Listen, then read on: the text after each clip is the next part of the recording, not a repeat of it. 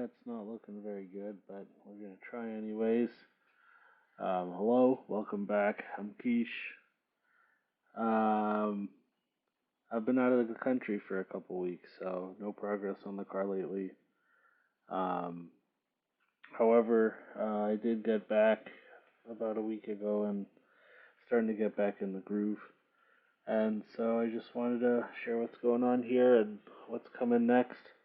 I've kind of pulled some stuff out that was previously tucked away or kind of just not ready, and it's about time.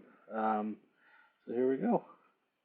So basically, where we were at last time is not changed by too much.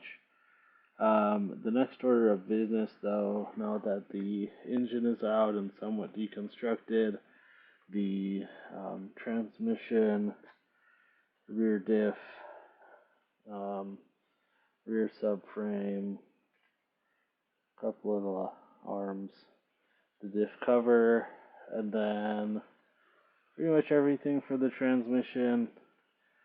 Probably need to get some new rubber for that and maybe some new linkage.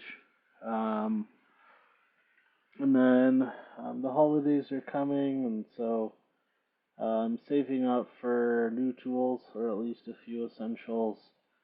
One, to be able to take the flywheel off and replace it with a flex plate.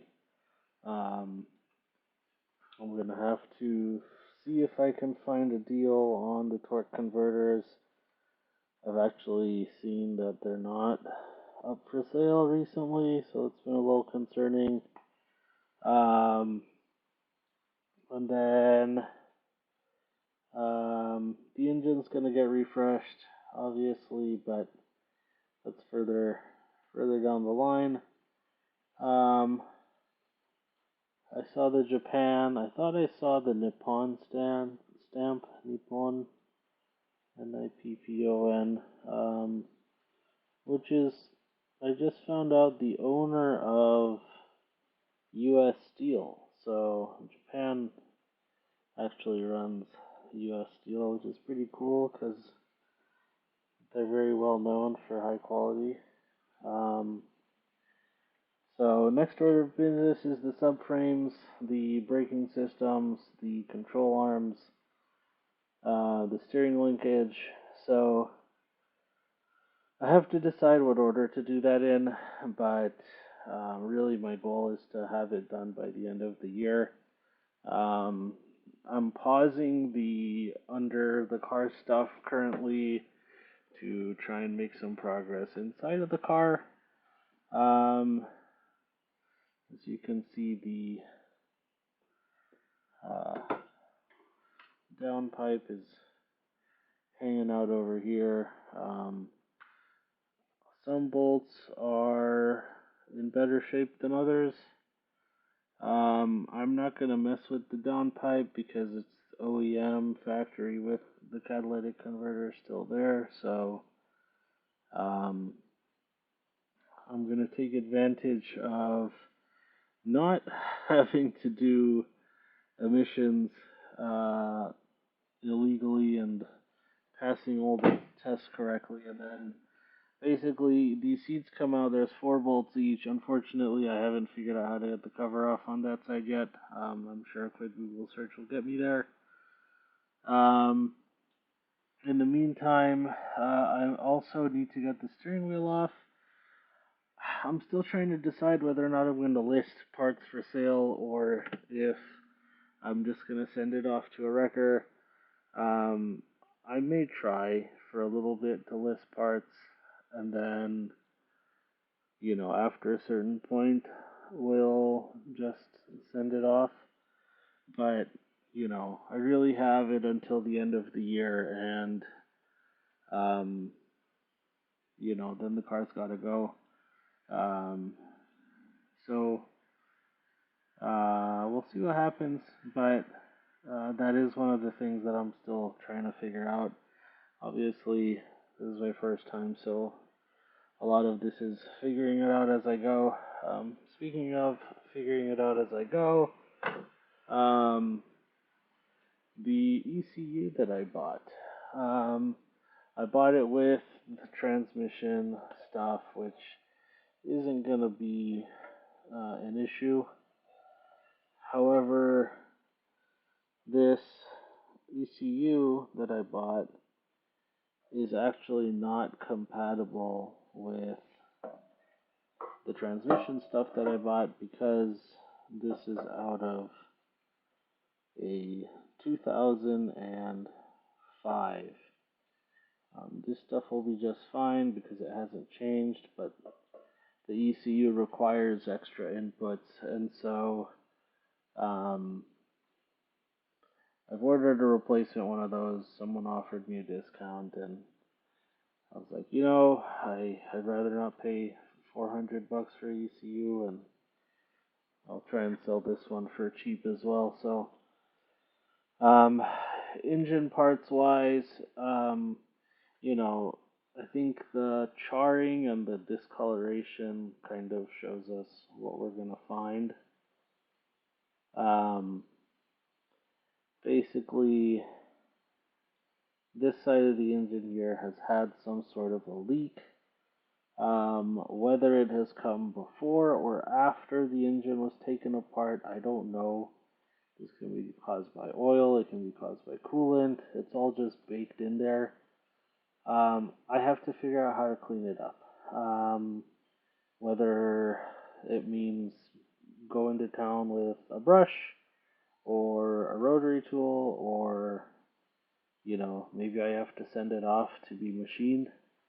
Um, I don't know, but I'd like to find out because just like there's these oversized gaskets here that you know don't make me feel full of confidence as far as what was happening. I am gonna go all the way down to the case.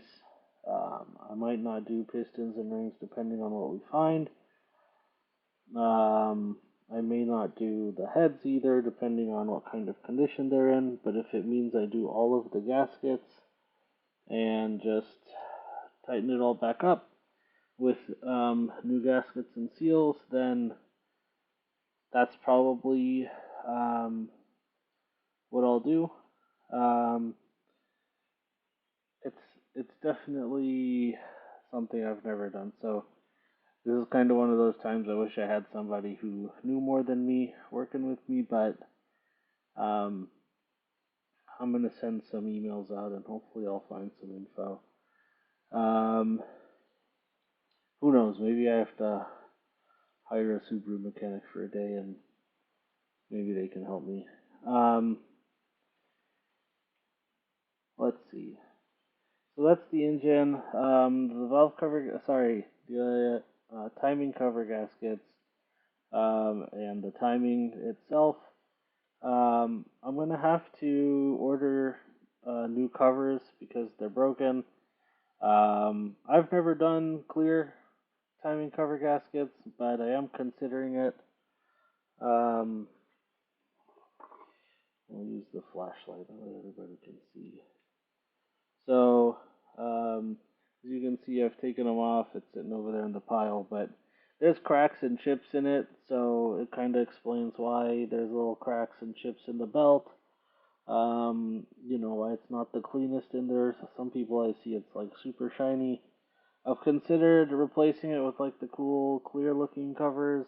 Um, I don't know yet. It's not a show car. I just want it to be up and driving again. Um, but the holidays always come with sales, and um, getting the right tools to be able to pull the pulley and on the other side the flywheel, and then to not damage timing and be able to turn it to the right place and get the car opened up, or the engine rather. Um, Before I get to that point, once the timing stuff is off, this case is really, really gross. And so, the more bare I get it, the more I'll want to um, just clean it up, whether I send it for media blasting so that it's just fresh and clean all the way to the bottom, or whether I find that I probably have to redo the heads. Um, we'll get there. We'll figure that out. But the parts to do this, I do not own, so I'll have to figure out kind of how much that's going to cost. Um, tools, I'm not factoring into the cost of the build because I just think that would be unfair, even though in my head I will be keeping tabs. Um, so let's transfer over to the car. I don't know how far I can get from the front door and still be able to point things out and see, but we'll start here. So this is the back of the disc brake front side passenger. Obviously, the surface of this rotor is pretty garbage, and I'm sure the pads in there are also the same. There's some thickness left, but really the rest goes all the way through, and if I'm going to be doing a brake job, I'm going to do the whole brake job. Calipers I will be replacing. Not the calipers, but I'll be taking them off, assessing the damage, but I can't really assess how bad it is until everything is off because, we'll start there. The spot is on the boot of the steering column. One side is ripped, one side is fine. As you can see in there, you can see the hydraulic mechanism showing. We don't want that. That's not good.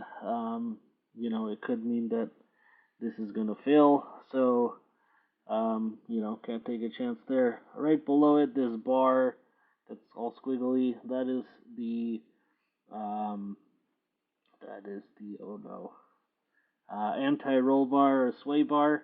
Um, Sway bar end link, and then attached to your control arm down below. Your control arm is the plate all the way at the bottom. You got the ball joint going into the axle. The axle's the middle rod going back. Then you have it attaching to the lower spindle of your suspension. So that's how the geometry works for um, your hub. This is the disc shield, basically shielding all the goopies from getting into the surface of braking here. All of that's gonna have to come down. This bar that goes across like this, that's called the U-frame.